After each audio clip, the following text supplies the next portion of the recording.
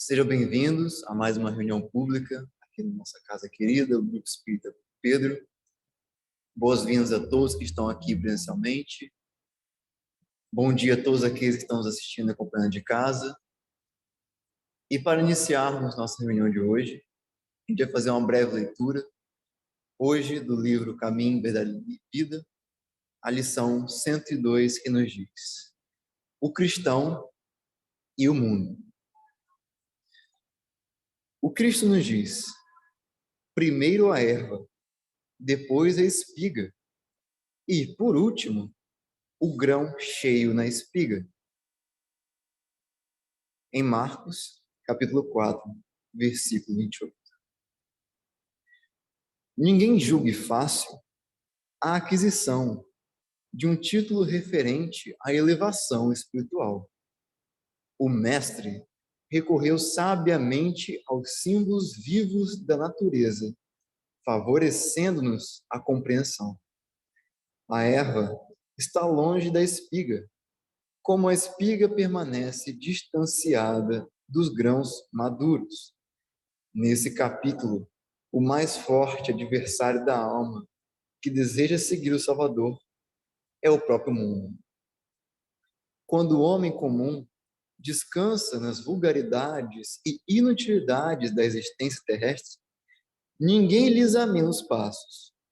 Suas atitudes não interessam a quem quer que seja.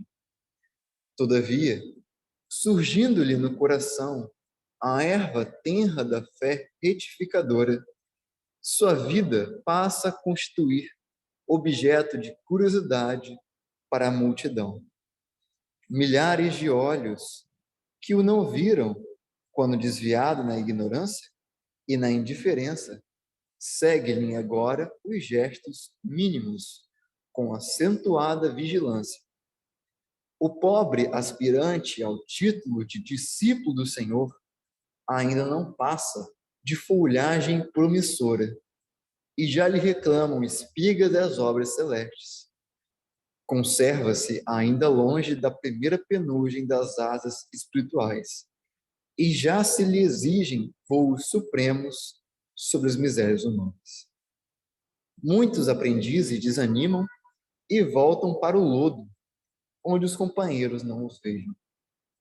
Esquece-se o mundo de que essas almas ansiosas ainda se acham nas primeiras esperanças e, por isso mesmo, em disputas mais ásperas por rebentar o casulo das paixões inferiores, na aspiração de subir.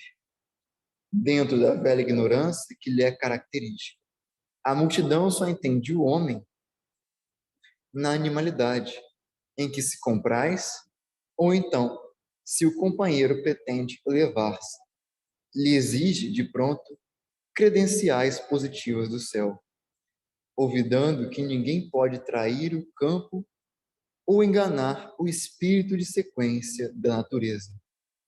Resta ao cristão cultivar seus propósitos sublimes e ouvir o mestre. Primeiro a erva, depois a espiga e, por último, o grão cheio na espiga.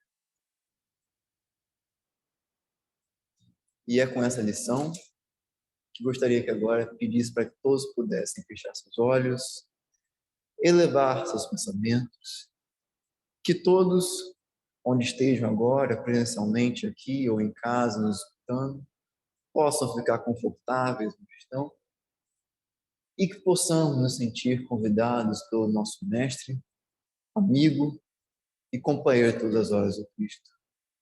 E agradecer a Ele por mais uma oportunidade de estarmos aqui reunidos nessa manhã de domingo, que também é oportunizada por Ele.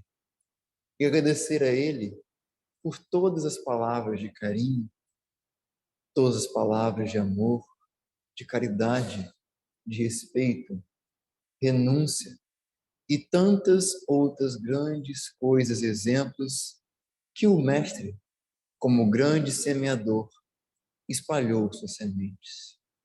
E que nós, mesmo que ainda na condição de ervas que ainda estão crescendo, possamos nos permitir, a cada dia que passa, nos tornarmos terrenos mais férteis, mais propícios, para que assim possamos ser as espigas cheias de grão em algum dia, que mesmo que esse dia demore, que não possamos perder nossa esperança na fé, nos homens, em nós mesmos e, acima de tudo, nas palavras do Mestre.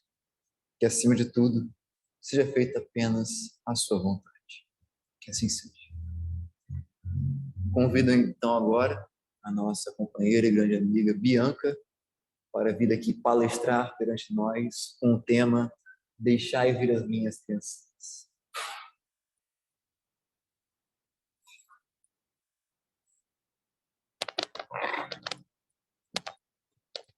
Bom dia a todos, que a paz de Jesus possa nos envolver e como a lição inicial fala para a gente, nos encher de esperança. Na manhã de hoje, eu tenho a linda missão de contar, dar o exemplo deste homem que é Divaldo Franco. E o tema da nossa palestra, nada mais, nada menos poderia ser a sua relação com as crianças, com a educação. E aí a gente traz essa imagem de Divaldo, fazendo o que a gente, nós espíritas, mais conhecemos, autografando um livro, e os livros, eles representam isso para nós, o conhecimento. E essa é uma das missões, vamos dizer assim, na manhã de hoje, vamos falar bastante em missão de Divaldo. E aí,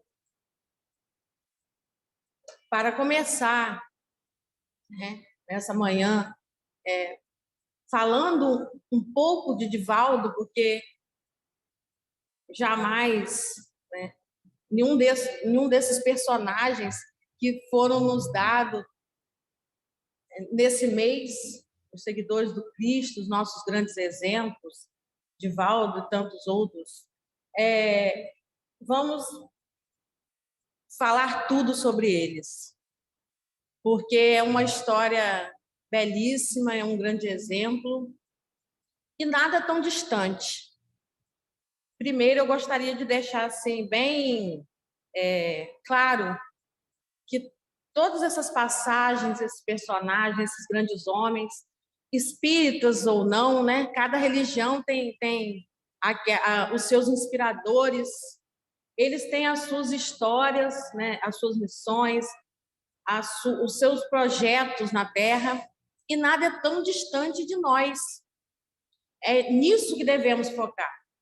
Porque, na verdade, quando a gente ouve a história Chico Xavier, Divaldo e tantos outros, Gandhi, Madre Teresa de Calcutá, tantas outras pessoas que fizeram história na nossa humanidade, por caridade, por amor, por evolução espiritual, nenhum deles é diferente de nós.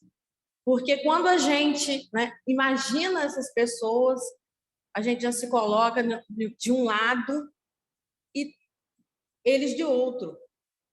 Porque parece que a distância é muito grande, a evolução. Sim, são histórias de abnegação, de renúncia, de muita sabedoria, porque você conseguir ler entre linhas, porque é isso que a encarnação proporciona a nós. Um livro que a gente tem que aprender a ler entre linhas. O que quer Deus de mim hoje, agora, nesse momento?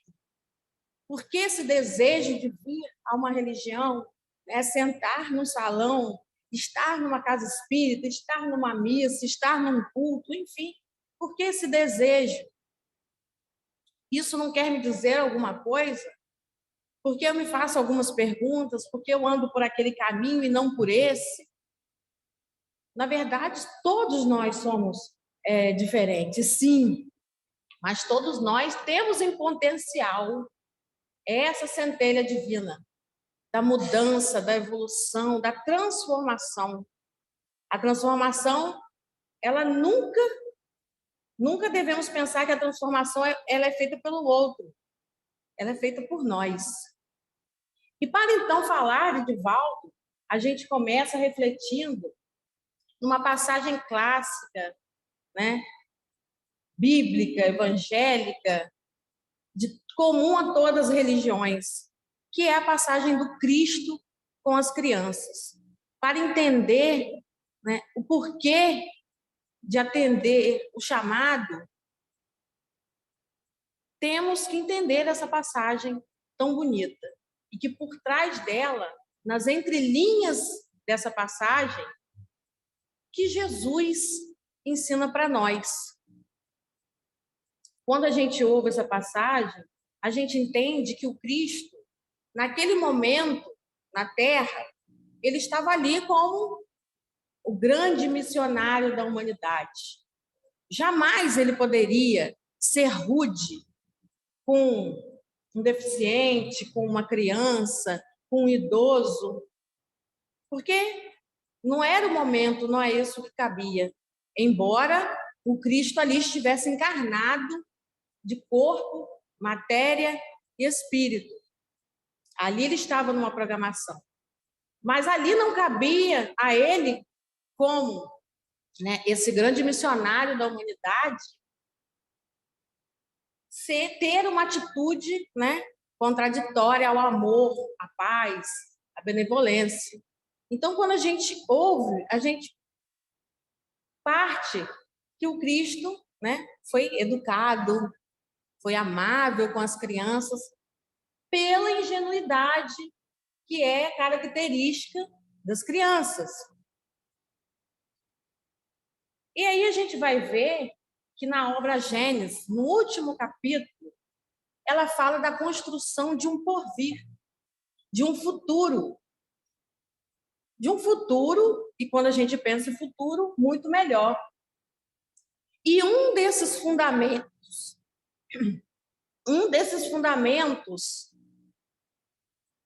do porvir, dessa construção do futuro, está na infância. Ah, por quê? Porque é na infância que a gente dá os primeiros passos, aprende a falar, aprende linguagem, aprende o que a gente tem que aprender cognitivamente em relação à educação humana.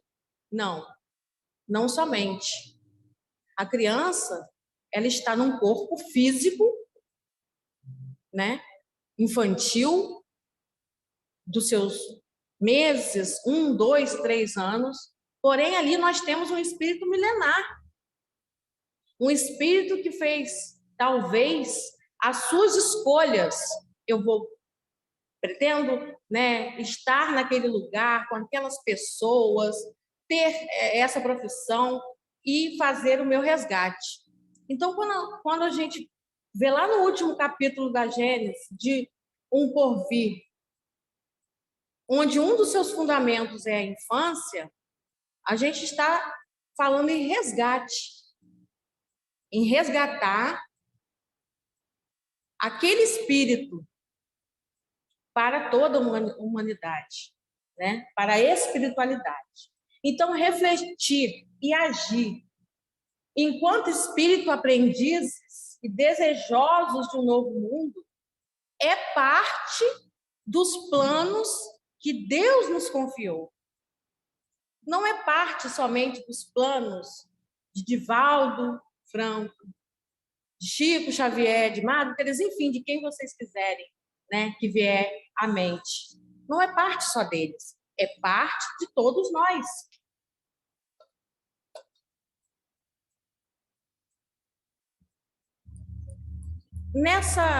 Nessa passagem lindíssima, né? Eu que tenho uma ligação com a infância, a gente sempre, né, é tocada, né? Onde o Cristo fala para os seus discípulos em meio à multidão, naquele momento em que os discípulos colocam Cristo como centro das atenções e tenta ali afastar as crianças, e ele pede que se abra a barreira de pessoas e chama e diz: deixai vir as minhas criancinhas, não as impeçais. O Cristo estava dando uma mensagem muito maior, trazendo para a gente que naquele momento que as crianças são essa construção, mas a partir de nossas atitudes. Então, ali há uma lição muito maior que a gente possa imaginar. Ele fala para nós, para aquelas pessoas em volta dele, para os discípulos, que não só aquelas crianças chegariam até ele para ouvir, abraçar, se sentir bem, aprender alguma coisa, como todas aquelas pessoas são responsáveis por aquelas crianças. E como é isso, né? O discurso ele é muito bonito, ele é muito bacana. Aí a gente começa a dar voltas naquilo que a gente faz pela infância. Ah, mas eu ajudo dessa forma, eu ajudo de outra, eu tenho filhos, eu não tenho filhos, eu faço assim. E de uma maneira, né, vamos dizer assim, superficial. Mas esse olhar, ele vai muito além. E isso Emmanuel coloca para a gente, né, numa mensagem na coletânea Além, uma mensagem falando da criança do futuro. Então, a gente vai percebendo que todos os espíritos envolvidos com a infância, todos que têm um comprometimento, todas as esferas que nos ensinam alguma coisa espiritual, elas estão preocupadas com a infância. E nessa mensagem, né, Emmanuel coloca exatamente isso, a circunstância daquele momento, a grandeza daquele momento, em que o Cristo nos chama a atenção. E que a gente tende a ter esse olhar mais superficial, é apenas um afago pela ingenuidade. Não, ali de nada há de ingênuo. A criança ela vem com a sua bagagem. E cabe a quem burilar as ferramentas desse espírito que ali está. E quem são esses espíritos? São apenas os nossos filhos, os nossos parentes? São apenas os nossos evangelizandos? São todos aqueles que nos cercam. Todos aqueles que nos cercam. Inclusive as pessoas as quais tendem a uma imaturidade espiritual. Elas dependem de nós. Elas dependem que nós as guiemos. E Emmanuel usa uma palavra que eu gostei muito, assim, ela é uma palavra muito usada por justiça, né? E tudo mais. Sou eu, Lucas? Que é a palavra tutor. E ela é uma palavra muito forte quando alguém está com vias à responsabilidade de uma criança. Não é uma palavra muito forte quando alguém diz assim, você de hoje em diante vai ser o tutor dessa criança. E ali o Cristo diz exatamente isso. Todos somos tutores dessa infância, seja em que papel for, em que nível estiver essa relação. Todos devemos sim chamar atenção, não só para as coisas materiais, chamar atenção para as coisas espirituais, aquilo que é de valor, a nossa conduta, o nosso exemplo. Tudo isso é muito marcante na primeira infância.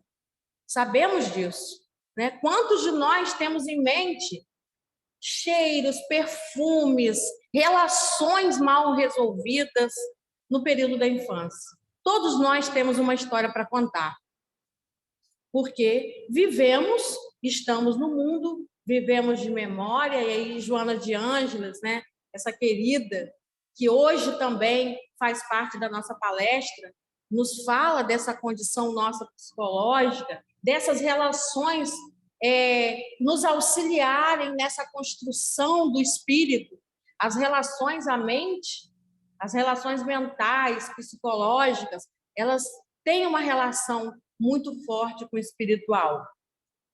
E isso, né, carregamos uma vida inteira, seja em que momento for. Então, eu não tenho responsabilidade quando eu estou num grupo, quando eu estou negando algo, deixando de ensinar algo a alguma criança, tenho responsabilidade. Não é porque Joana é filha de Maria e em algum momento eu estou com ela que eu a deixo de marcar de uma maneira positiva ou negativa. É esse o cuidado que a gente tem que ter. E estar lembrando desse chamado do Cristo.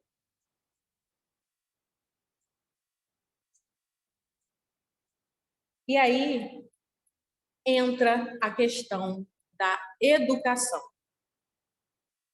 A educação como alguma coisa também muito maior do que aquela passagem. A educação como agente transformador desses espíritos.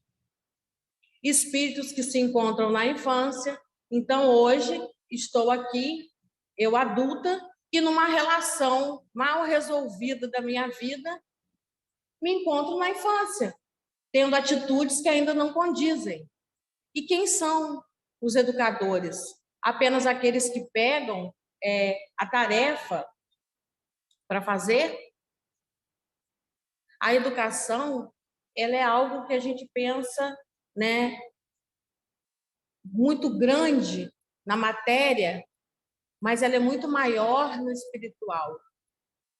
Quando, né, na construção da humanidade, fora pensado por Deus, né, em reunir para uma educação formal, numa escola, todas as crianças, ali o propósito é muito maior.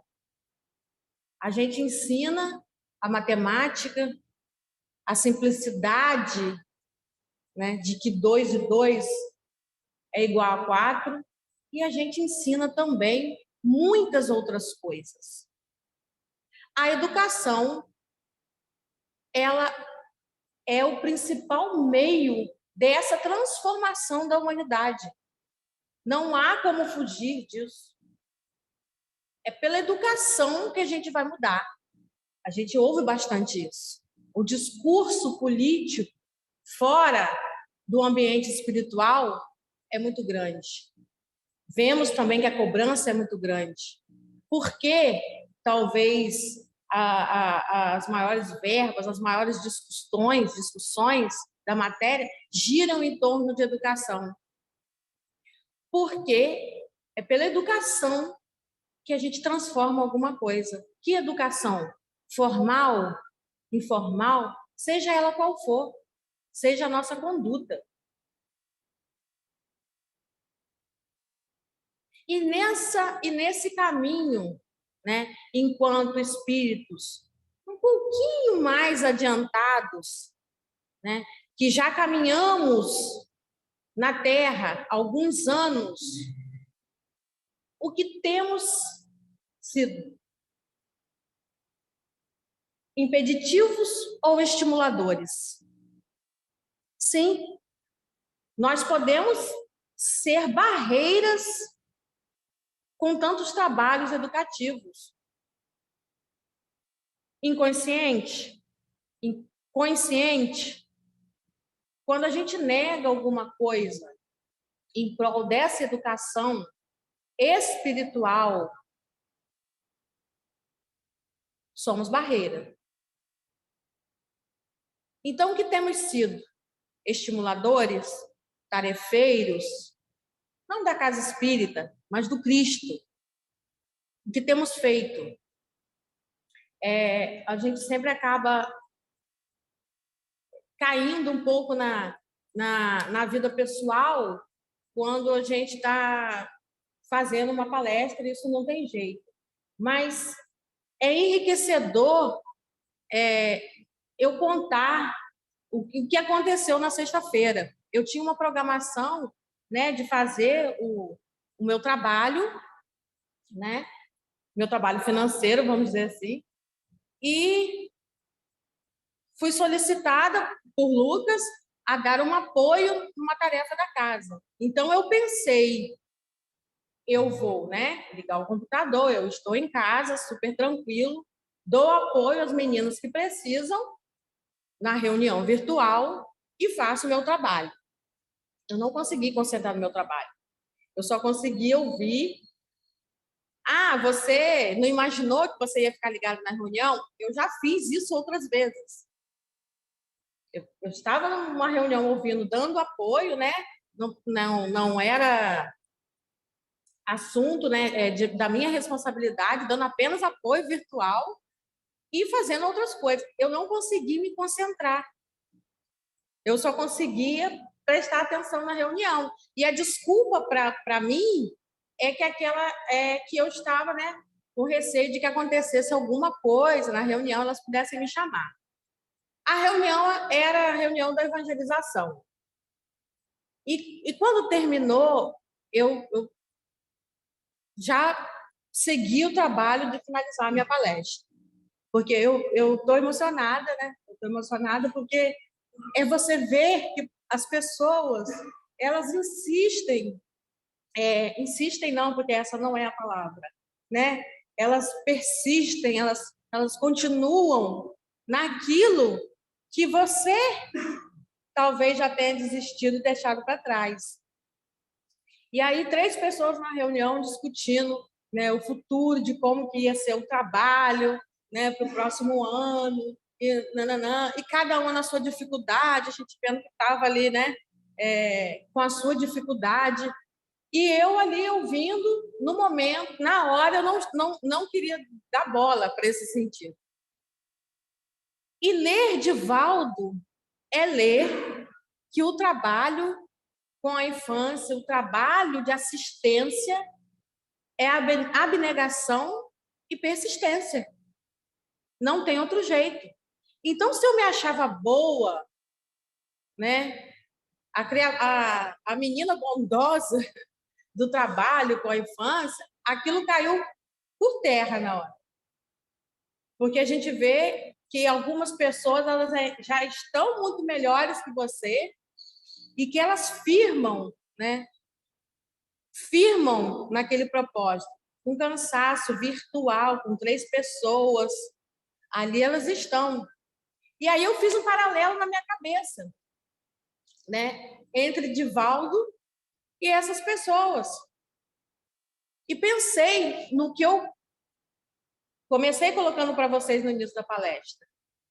Não há distância. Divaldo não está lá e eu estou aqui numa diferença de missão e de evolução enorme. Ele é um médium ostensivo, ou seja, né? Vê, ouve, fala, conversa, troca figurinhas com os espíritos. E a diferença é que eu não tenho essa intimidade toda com os espíritos, embora médium.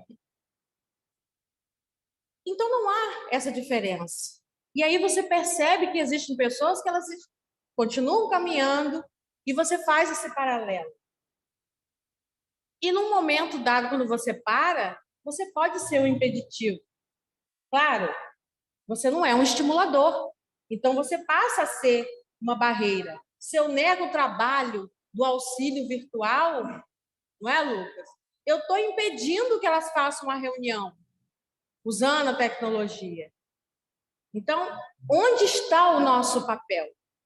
Tudo está entre linhas. Um professor que está na sala de aula, ele não tem conhecimento do evangelho. Ele não conversa com os espíritos, ele não comunga com pessoas da mesma religião, não troca figurinhas. Mas ali está o trabalho dele, a responsabilidade, o que ele tem em mãos.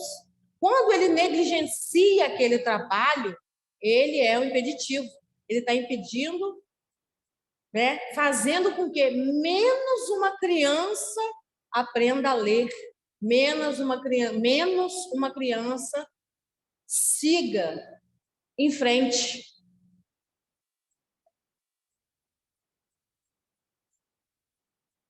Aí a gente falou bastante da importância, né, da infância, a gente vai avançar. Como eu falei para vocês,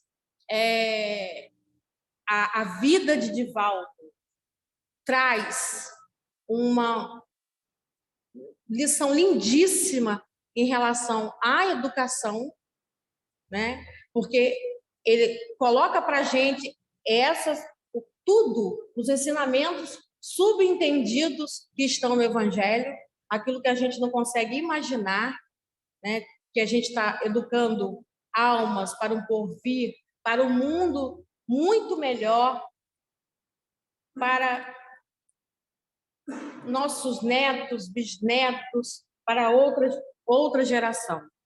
E talvez, né, ele esteja hoje fazendo um trabalho faltoso de ontem, porque muitos fizeram um trabalho com a infância ontem, mas ainda temos muito que caminhar. E aí, sobre Divaldo, a gente, né, vai fazer um breve histórico, assim, né, de quem foi Divaldo, porque a gente sempre, mesmo a maioria das pessoas, dos espíritos, quem não conhece Divaldo, né? Mas a gente faz isso aí para fechar no nosso coração como foi essa vida, porque a gente conhece o Divaldo de hoje, né? O homem de mais de 90 anos do seu trabalho. Divaldo, ele nasceu em Feira de Santana, Salvador, em 1927, uma família muito modesta, 13 filhos, muitas dificuldades para a época, mas um pai, né, amoroso, austero, rigoroso com relação à educação, e Divaldo com uma mediunidade ostensiva. Desde a infância, desde muito pequeno, vendo e conversando com os espíritos. E para uma mãe católica, as suas dificuldades de entender o que aquela criança passava. Numa época, 1927, né, vamos colocar 30, 32, lá a sua infância, quando ele começou a ter essas visões, uma época onde a medicina era bem mais simples que hoje, bem mais atrasada, vamos dizer assim, e uma mãe católica, Divaldo vendo, ouvindo espíritos, mas aos 17 anos, a sua vida muda de foco.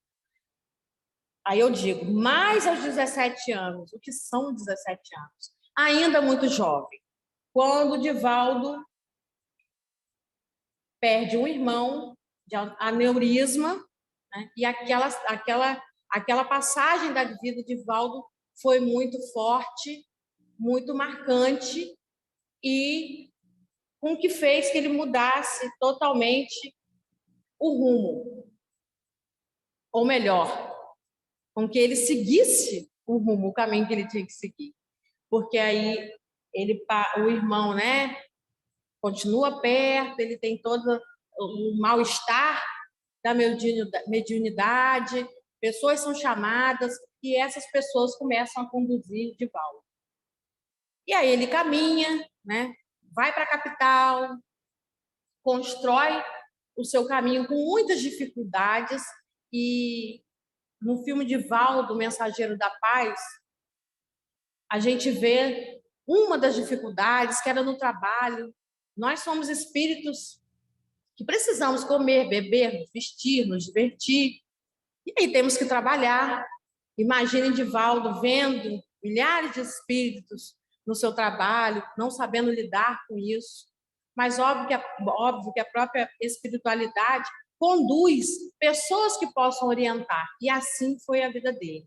Ele foi orientado, passou a psicografia, fundou, né, um centro espírita, Caminho da Redenção, junto com o amigo Nilson, que foram amigos de uma vida inteira. Nilson já desencarnou há alguns anos, porém eles, desde jovens juntos, ou seja, a gente vai vendo que numa programação da espiritualidade para a nossa vida, há pessoas que nos conduzem, há pessoas que os amigos espirituais colocam do nosso lado, dando força. Para Divaldo, Nilson poderia ser apenas mais um amigo fiel, um amigo de vida. E não. Divaldo agregou Nilson para o espiritismo. E aí eles fundam a Casa Espírita. Divaldo, né, já recebeu o título de embaixador da paz, né, concedido em Genebra. Aqui estamos falando de um homem que hoje, com mais de 90 anos, vem construindo o seu caminho de evolução espiritual segundo a sua missão. Porque ele entendeu o chamado. Ele abriu os olhos, teve ouvidos de ouvir e entendeu o chamado. Hoje, o que eu quero aqui não é apenas colocar a vida de Divaldo para vocês. Como eu falei, né? Um bom espírita que se preze conhece bem a vida de Divaldo. E aí a gente tem livros, tem filme, que a gente pode ver tudo isso, como foi a vida de Divaldo. Hoje o que eu quero chamar a atenção é sobre essa educação. E como é bonita essa história, porque Divaldo lá atrás, nos 17, nos 20, ele poderia se negar. Ah, mas, Bianca, ele via espíritos, ele ouvia, assim era muito mais fácil. Ou mais complicado negar. Como que você nega uma coisa que está te perturbando? Não. Nós temos todas as nossas problemáticas. Cada qual, cada pessoa com a sua. Nós temos as mesmas ferramentas, nós temos a mesma voz que Divaldo. Nós podemos dizer não e podemos dizer sim.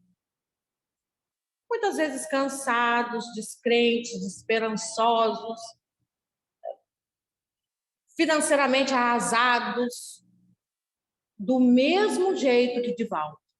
Divaldo vem de uma família simples, talvez como a nossa ou não, porque a riqueza também traz as suas dificuldades.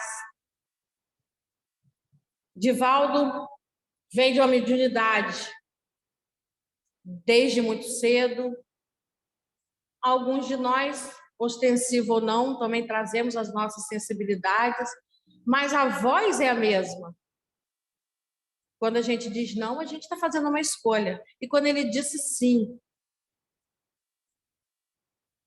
Divaldo poderia pensar. Ele chegou, no filme a gente vê isso, a dizer, em um determinado momento, ele fala: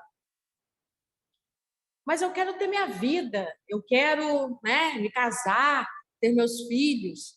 E tudo era muito difícil para ele, né? Quando ele foi lá para que era uma menina em meio ao carnaval, ele já viu um espírito, um obsessor já mandou, né, o pé nele, já dificultou a situação. E depois ele foi procurando felicidade e satisfação. Longe de mim. As nossas opções, né? Nós precisamos sim ter uma vida saudável na Terra, nos relacionar, ter a vida que escolhermos, mas lembrando sempre, pautada numa espiritualidade, num progresso, em algo muito maior, no porvir, como diz Emmanuel, no porvir. E o resto a gente lida muito bem. com a vida. Porque o que a vida nos proporciona, nada é mal, tudo é equilíbrio. E assim Divaldo fez, né? Foi construindo esse caminho e tudo era muito difícil. Joana de Ângeles entra aí como a mentora espiritual de Divaldo. Então Joana chegou para Divaldo e falou, né? Oi, sou Joana de Ângeles, né? Um espírito que já caminhei. Não, Joana levou anos trabalhando com Divaldo, apenas como espírito amigo, para que a vaidade não tomasse conta. E a gente vê, né, na biografia, no relato da vida de Divaldo, que muitas vezes a vaidade tomou conta, sim. Quase. Mas não foi uma queda. Apenas um chão escorregadio. E de escorregar, que se trata. Escorregamos, vimos que não foi bom, doeu, levantamos. É isso que a gente tem, é essa lição que temos que estar em mente hoje. Então, vamos avançar para a mansão do caminho, né? Divaldo, ele é pai de nada mais, nada menos de 600 filhos.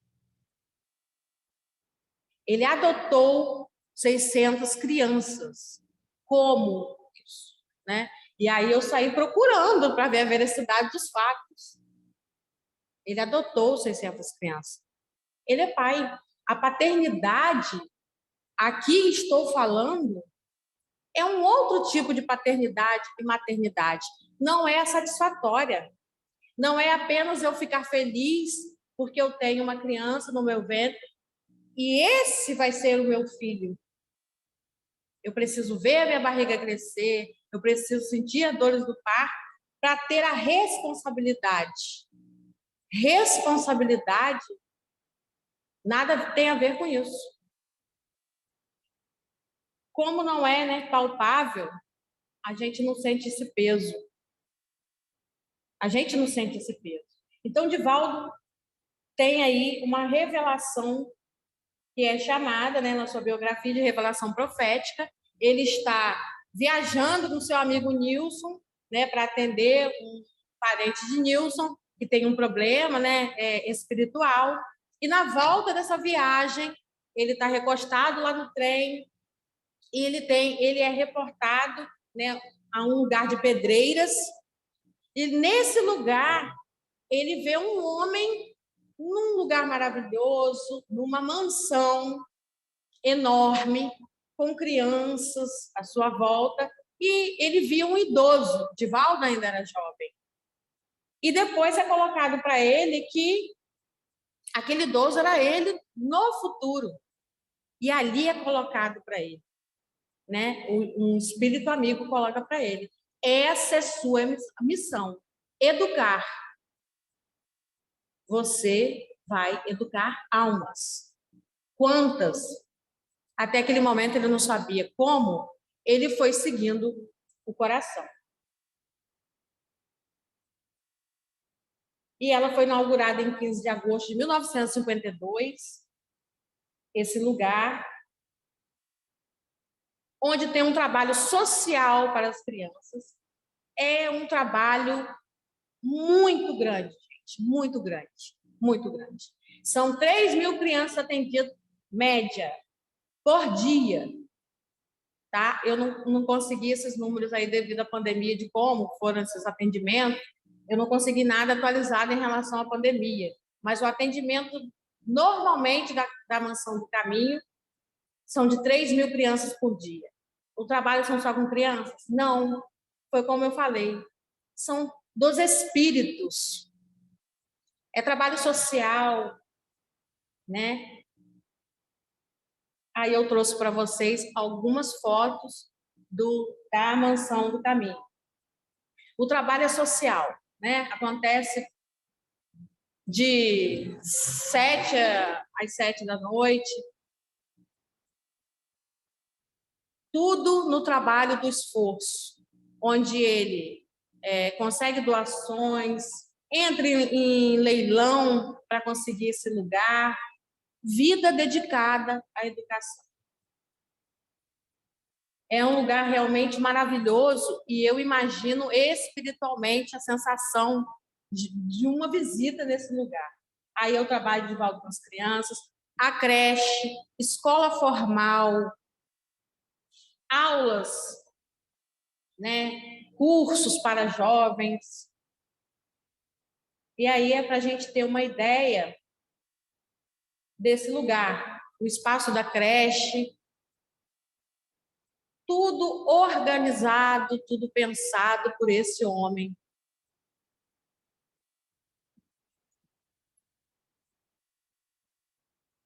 E por essas fotos,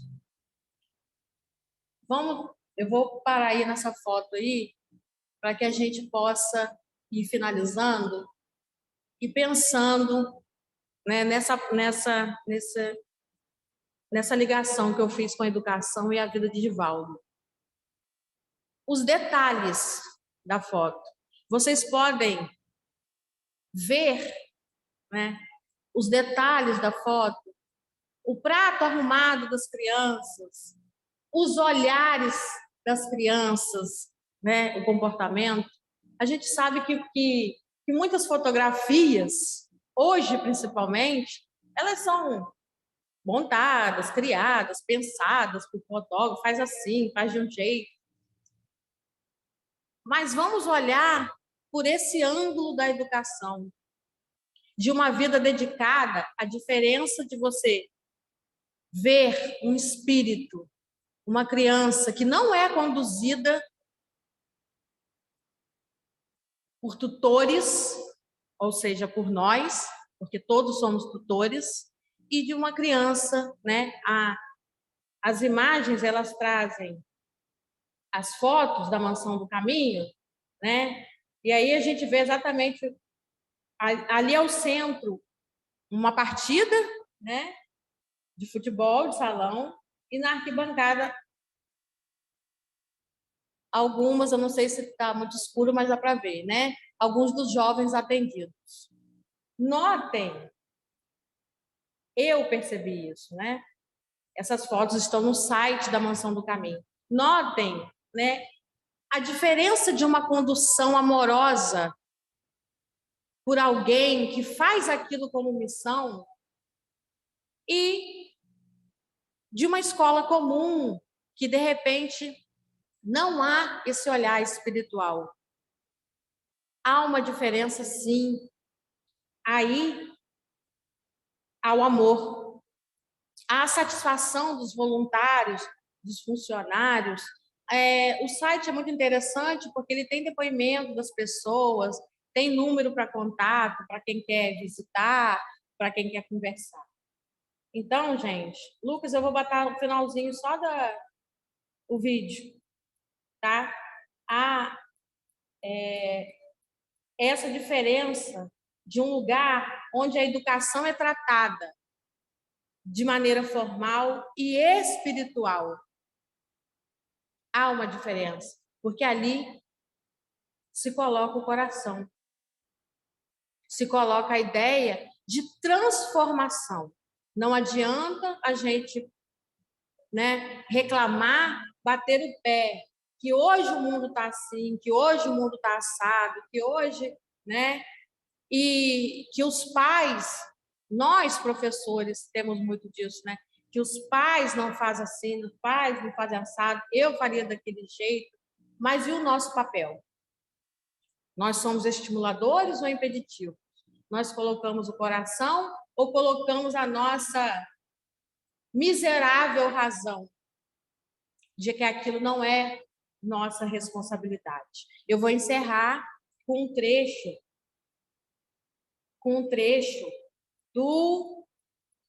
do filme de Divaldo, tá? É um vídeo, ele tem 7 minutos, mas eu não vou pôr os 7 minutos, só o iniciozinho. Para vocês entenderem a questão, eu vou encerrar com ele, então já estou, né, colocando o objetivo. A questão de uma passagem no filme onde Divaldo coloca-se uma criança na porta, isso era muito comum, né, gente? Há alguns anos atrás, coloca-se uma criança na porta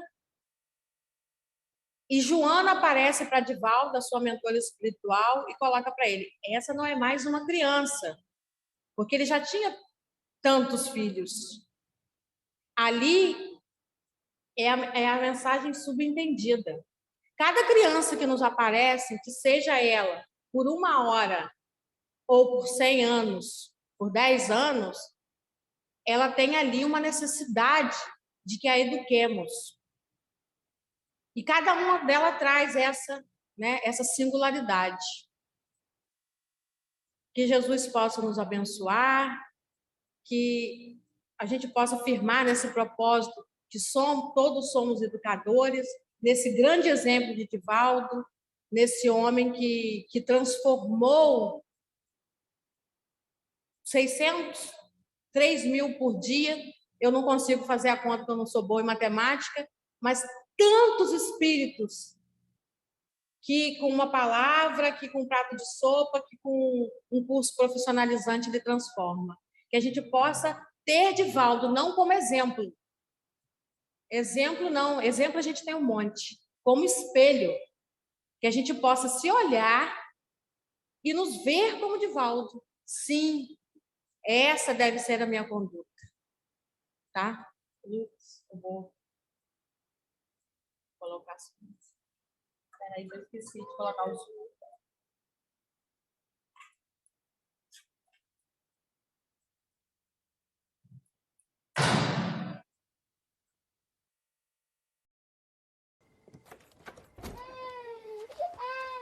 Menina, ei!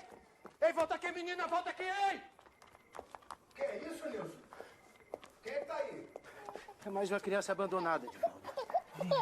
Divaldo. Essa não é apenas mais uma criança. Que mundo é esse, meu Deus? Nós vamos ficar.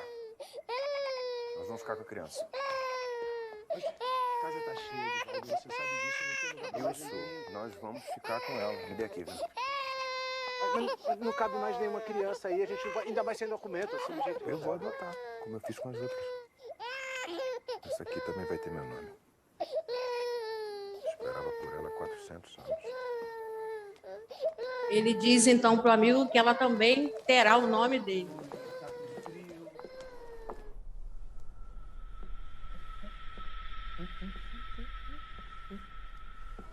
Olha só. Quem é morto sempre aparece. Veio me dar algum conselho nobre? Alguma orientação sobre a criança? Não. Só quero saber que coisa é essa aí.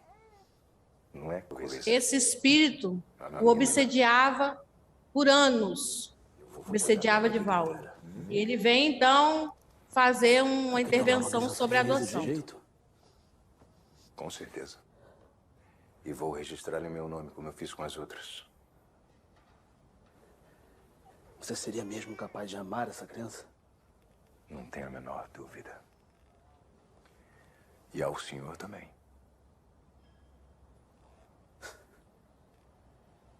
Amar a mim?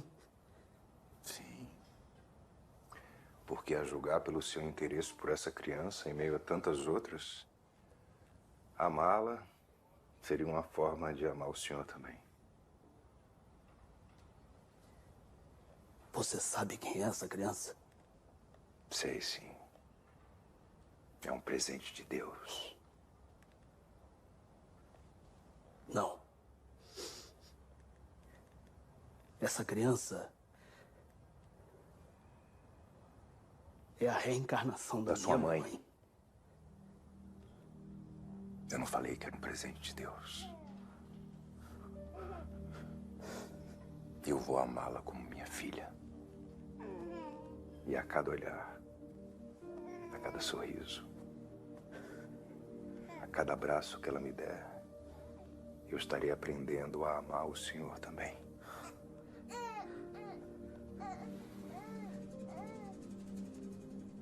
Eu sou, sim, o espírito daquela pessoa que lhe induziu ao suicídio. O vídeo ele é um Mas eu não pouco sou mais extenso, aquela tem 7 pessoa. minutos, mas essa é a mensagem que a gente deixa.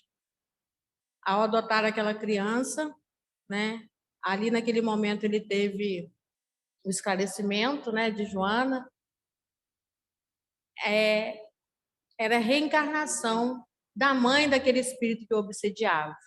Nós não sabemos, né, o que tem por trás da nossa história. Misericordiosamente, pelo Cristo, a gente não sabe. Mas a cada rosto, a cada pessoa, a cada infância que a gente pode contribuir, que a gente possa contribuir. Que Jesus nos abençoe.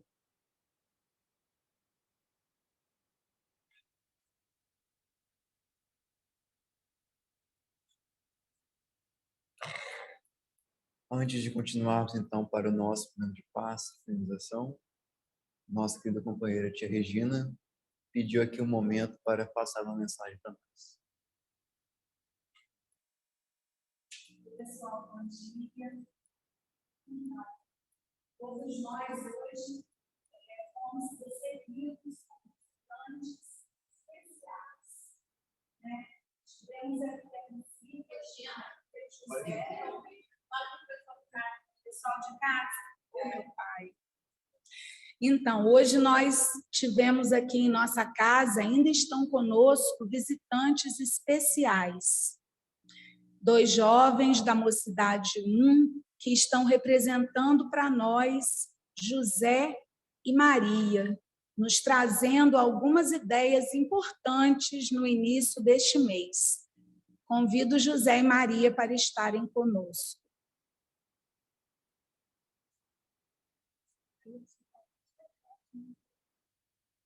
Gente, o mundo moderno é muito diferente, né? José e Maria vêm falar o microfone, é assim.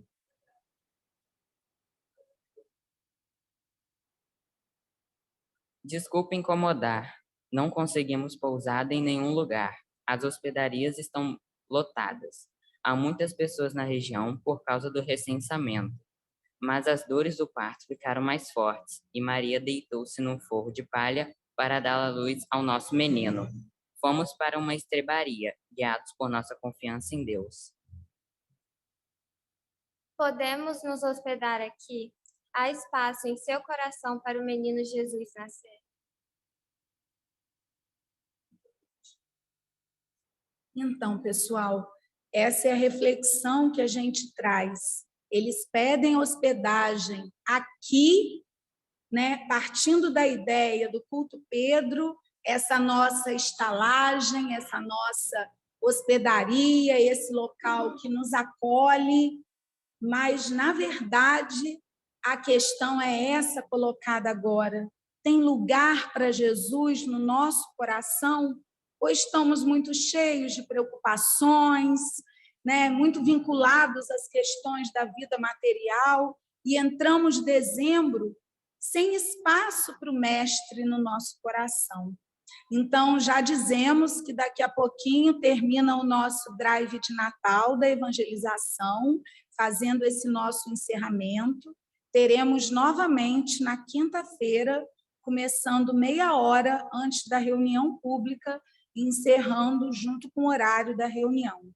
A gente agradece o carinho, a parceria, né, de todos os familiares. A gente sabe que muitas vezes é difícil estar num domingo de manhã, mas a gente quis manter para inaugurar, junto com a casa, esse mês especial, trazendo o que realmente tem importância para nós, a figura do mestre, essas reflexões e a presença dos nossos jovens aqui junto nesse drive. Obrigada, João, obrigada, Elisa. Vamos lá. Obrigada, Gabriel. Bom, dados os recados, vamos então agora para a finalização da nossa reunião, com o momento do nosso passe coletivo. Aqui, presencialmente, convido os médios passistas a já estar de prontidão, e já convido todos aqueles que estão em casa nos acompanhando que possa também fechar seus olhos, se colocar em um estado de pensamento, de meditação, e que possamos estarmos aí juntos nesse momento de sintonia, recebendo esse passe que tanto nos ajuda, tanto nos auxilia e tanto nos inspira.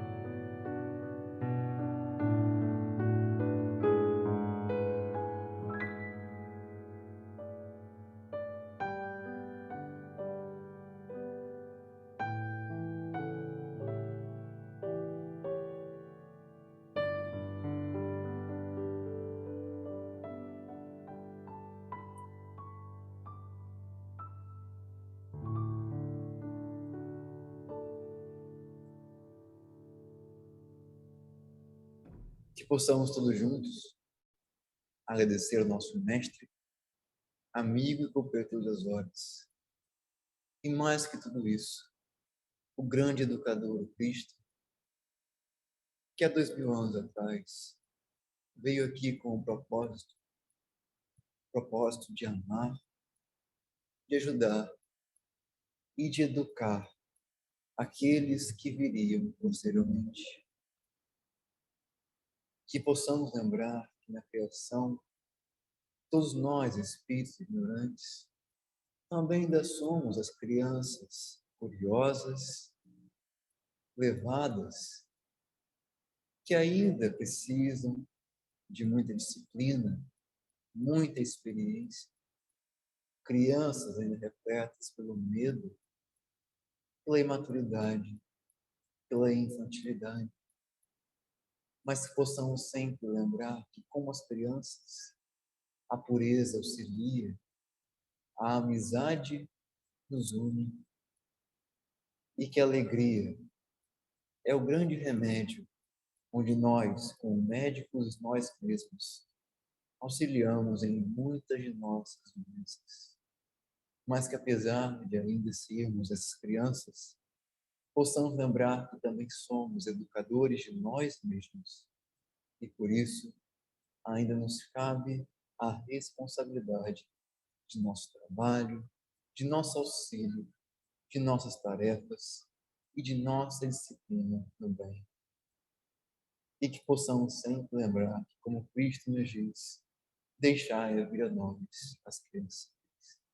Que deixemos também nós irmos ao Cristo e continuarmos ao lado dele. Que, acima de tudo, seja feita a vossa vontade. Um dia para todos Tenha um bom domingo, uma boa semana para todos nós. Que assim seja.